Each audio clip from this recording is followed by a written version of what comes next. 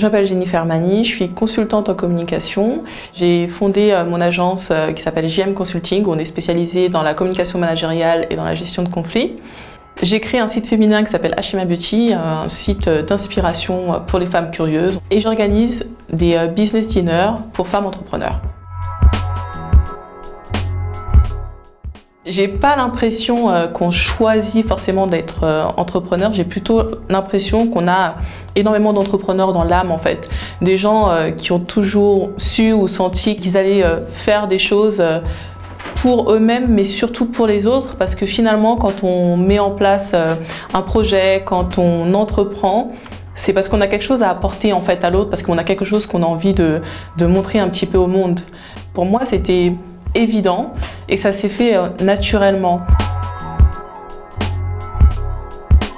Quand je me suis mise à 200% dans mes différentes activités entrepreneuriales, j'ai pas eu 1 à 2 ans de questionnement sur est-ce que je le fais ou est-ce que je le fais pas. C'était juste est-ce que c'est le moment ou pas de mettre les 2 pieds dans ces activités-là. Et il s'est avéré que oui, c'est effectivement le bon moment. Mais après, l'entrepreneuriat par définition est un risque.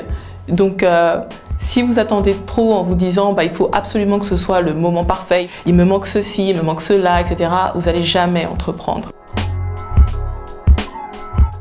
Pour moi, un entrepreneur, il est constamment dans l'action, il a toujours envie un petit peu d'innover. C'est quelqu'un aussi, je pense, qui est capable de fédérer.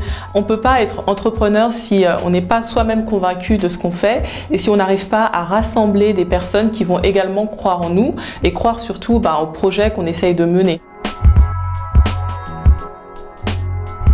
Les plus grosses opportunités ne reviennent pas forcément 2-3 fois dans la vie.